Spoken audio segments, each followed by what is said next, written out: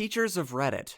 What's the saddest thing you've heard a student say? Story 1. Ex-wife taught first grade in a school district known mostly for trailer park crime. At Christmas, she had her kids write stories about the best thing about the holidays. One extremely impoverished kid wrote that he was excited that Santa was going to let him pick out a single box of cold cereal that would be his and his alone, and he could pick out anything in the grocery store. Mom was dead-ass broke, working 2 jobs to make ends meet, and food stamps were the only way she could get her 3 kids a present. She played this up and the kids got excited about this. Story 2. I was teaching media, journalism, podcasting, video editing, etc., to students in Southeast Europe who wanted to better utilize social media to share what was happening in their countries. Think Arab Spring. One of my students from Burma mentioned sleeping with her father. I pulled her aside to have her clarify. Her father sleeps in bed with her and her sister to make sure they aren't kidnapped overnight and sold into the slave trade. Most sobering moment of my life. That was a roller coaster. Sleeping with her father. Oh no! It's to protect them. Yes! From being sold into slavery. Oh, fucking hell. Story 3. I had a student who was diagnosed with leukemia, went into remission, returned to school. Shortly after, his sister was diagnosed with skin cancer. A few weeks later, his brother was killed in an RTA. One day, he came to see me and just hung around my classroom door. I asked if there was something he wanted, and to come in. He walked in, sat down, and simply said, "I just want it to stop. I don't know what I've done." Then he sobbed. We ended up crying together for the entire break. Absolutely heartbreaking. Story 4. A second grader told me that he was feeling weird and tired that day because he didn't sleep much the night before, because people were shooting each other on his street, and his dad went out to see what was happening, and didn't come back until morning. He was so worried he hadn't slept at all. Another student told me he couldn't take his ADHD medicine because his mommy sold it for food. Story 5. I was only sort of a teacher for 1 year. I worked at one of the national laboratories in the Bay Area, and as outreach, we gave 2 science lessons each to all the schools in Oakland and Berkeley.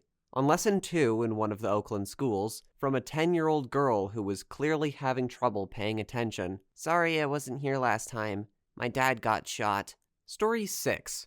I was assisting another class of first graders, and when they were dismissed, one of the boys was slightly panicked and sticking to the wall. When I talked to him to figure out why, he informed me that his older brother had come to pick him up and that he was terrified. I called over the other teacher, and we found out that his brother was physically abusive when they were alone together. Of course, in light of this information, we couldn't allow him to leave with his brother, so we called the mother and waited until she could pick him up.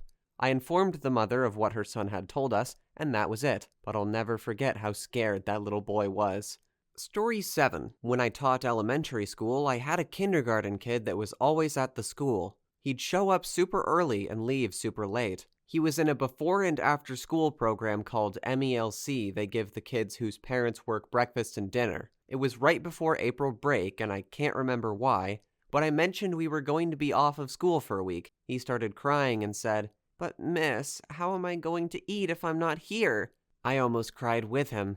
His parents work all day long. Reported it to the admin, but I don't think anything came of it. He might have stayed with another family for the week. He seemed fine when we came back. Story 8. My sister had a kid in kindergarten have a big breakdown seeing all the food getting thrown away after lunch on the first day.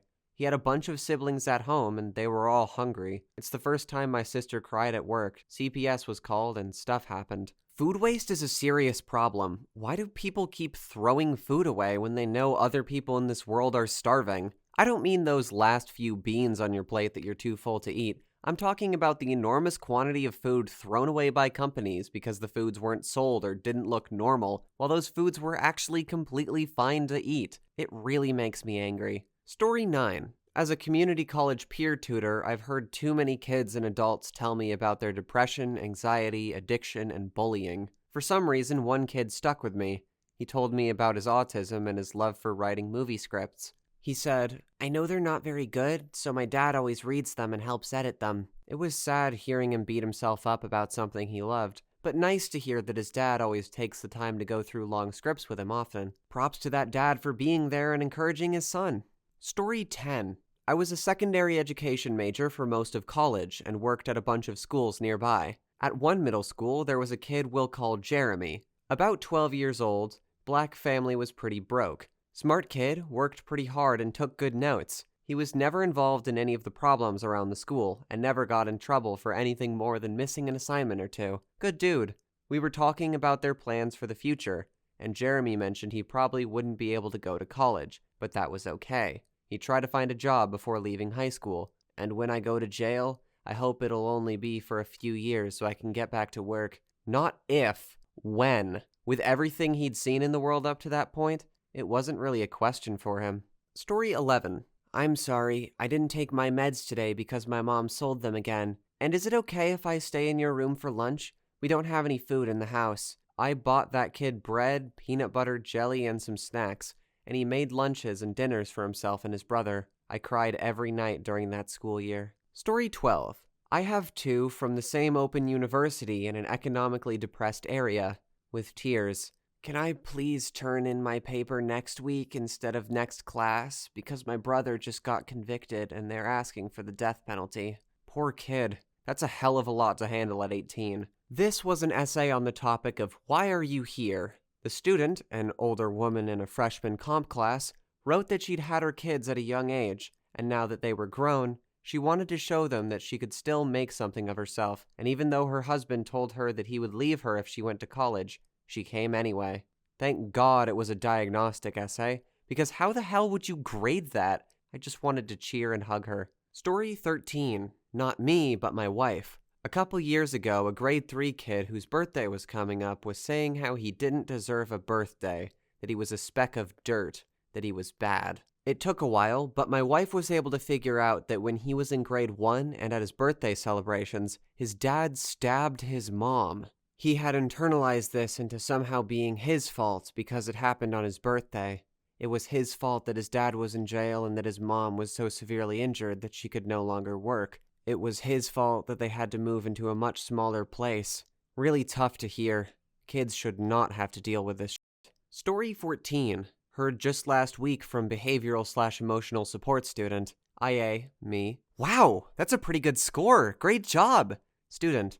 Yeah, but I got % wrong. Mom's not going to be happy about that. IA. But this is honestly a good score for you. It's over half. Student. I know, but whenever I tell her I got like 20 out of 30, my mom always says, but you still got 10 wrong. And I'm like screaming in my head, why can't you be happy for me for finally getting a good grade?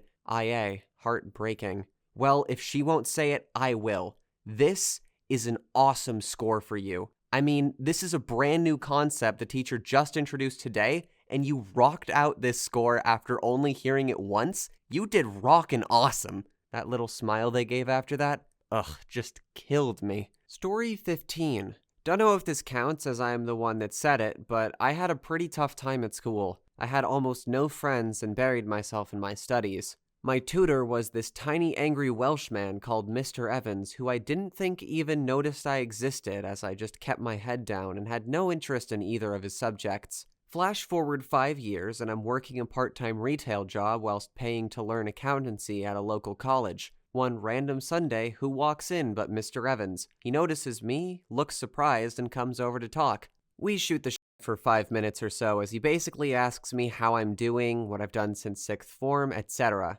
Before he goes, I tell him I'm surprised he remembers me after all this time, considering all the kids that must have come and gone since then. He looks me in the eye and says, "You always remember the ones you worry about. You once spent 10 minutes in one of my lessons arguing with me about what the point of anything was in the politest way possible. It's great to see how well you're doing now." Story 16. My mom is a kindergarten teacher, and this one always stuck with me. There was a girl in her class that was suspected to be living in a motel room with her parents, always coming in with dirty clothes, obviously tired, etc. Unfortunately, because of all the red tape that teachers have to go through, all they could really do was keep an eye on her until they had something they could report to CPS. One day, my mom's talking to her one-on-one, as she often did to try to get her to open up. The girl has obviously been instructed on what to say and not say by her parents as to not alert anyone what was going on. But my mom asked her if she got enough sleep at home, since she always looks tired. She responded, "Oh yes, it's all I really do at home." My mom prods her, asking why she needs to sleep so much, thinking maybe she had some kind of medical disorder. The girl responded, "When I get really hungry, my tummy hurts. When I go to sleep, it doesn't hurt anymore." God, I can't even tell that story without losing it. Luckily, this was enough to get CPS involved, finally, and she was moved into foster care. My mom said it was amazing to see her become a person finally. Story 17. I had a kid with a rare brain disorder where, according to his doctor, one half of his brain was 2 years behind and one was 2 years ahead of schedule, or something like that. Couldn't find any info about it online. This resulted in unusually strong academic ability, but very poor emotional regulation.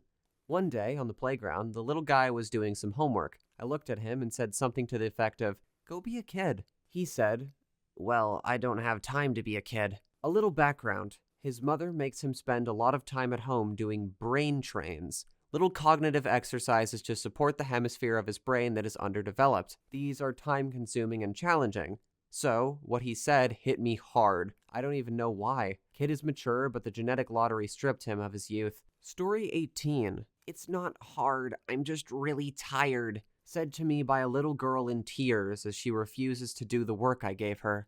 I work at an international preschool in Japan, and it's insane what some of these kids do before they're even in elementary school. This girl went to our school from 9 to 2:30 every day and then had math school 2 times a week, singing class, puzzle class, yes, that's a real thing here, music lessons, piano I think, and gymnastics. She was in preschool, mind you. Story 19. While working in a youth shelter as a counselor, one of my teens told me that she was one of 5 or 6 kids her mom had, but all of the other kids lived with mom. My mom just can't afford all of us right now. So basically, this girl lost the lottery and became the one in the shelter/foster system. But she'll come back for me when she's back on track. Now, this was a 14 to 15-year-old, but had some cognitive delays and was more like an 8-year-old mentally and socially. She was a sweet kid. It was so sad on so many levels. Story 20. I used to teach in an alternative high school. A lot of kids from rough areas, many on probation, etc. One day, I had students writing a journal prompt about where they thought they'd be in 5 years. One of them told me, in all seriousness, that he assumed he'd be dead in 5 years. He was 15, and he had recently been inside his house when his uncle and brother were shot and killed on the front porch. He honestly couldn't see any other future for himself outside of their footsteps. I left that school shortly after, but I think about that kid all the time. Story 21. I have a very angry student who to this day picks fights with every student who looks at him. He perpetuates arguments, picks physical altercation, lashes out, and has repeatedly called me a bitch for reprimanding him. One day, I finally got him to calm down after one of these outbursts. I pleaded with him, trying to better understand why he was like this. He refused to answer me, and so I figured it was time to call his mother in for a parent conference. In the meeting, his mother confessed to us that his father died last summer of a heroin overdose.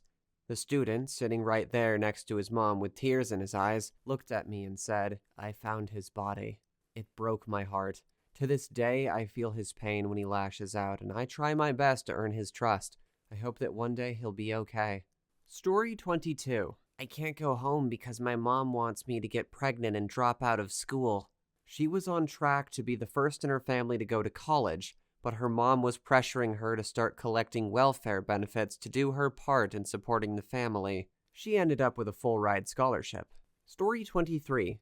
This was about 2 or 3 years back. Not a teacher, but a student who sat next to the sad kid who told the teacher after class that he was being bullied by the jocks who sat near us, and he wanted his seat to be moved across the room away from them. She told us that it wasn't her problem that he was having issues with students outside of school, and couldn't change his seat because it would mess up the whole classroom attendance order. As someone who was severely bullied for nearly 7 years, I know just how shitty that kid feels, so I let him sit in my spot for the rest of the year, because it was just slightly further away from the bullies. And best of all, the teacher never realized that the whole attendance order shit was completely false. She just didn't care enough to do anything about him. What a sad place this is. Story 24. It depends on how you look at it, but when I was in elementary school, the teachers were telling us whether or not we passed the STAR test.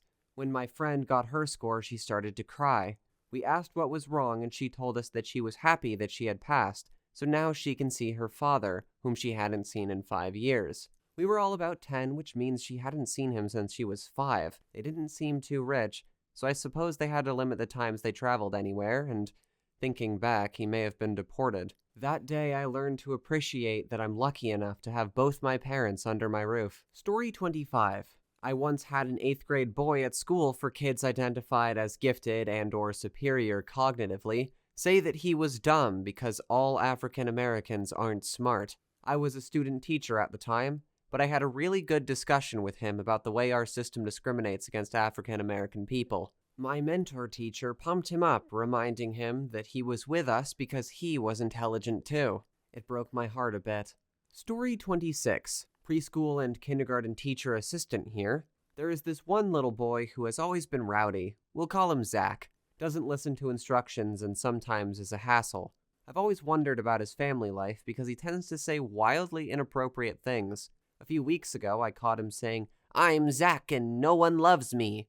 I go over and tell him that isn't true at all. He then starts talking about death and how all kittens should be killed during nighttime. Eerie as hell. Story 27. For a very brief time before I decided it wasn't for me, I was taking an accelerated teaching program offered to STEM students. Basically, get a major in your STEM field and a minor in education. Naturally, this involved doing some teaching hours.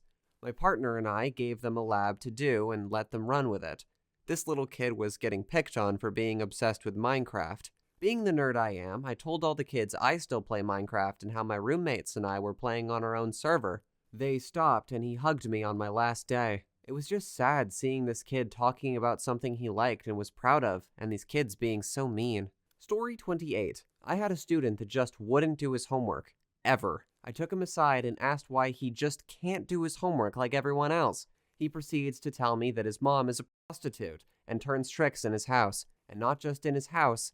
Many times she would kick him out of his own room so she could use it to perform services. He had no place to do his work. This is just one story of working with at-risk youth. We call them at promise because we really poured into their lives to get them out of the cycle that they live in. Sad stuff. Story 29. I worked in an area with horrible gang violence. A first-grade student was describing his family to me and said, "My daddy got shot and died." Another student sitting across from him looked relieved that he had said this and confided in him by saying, "My daddy died from getting shot too."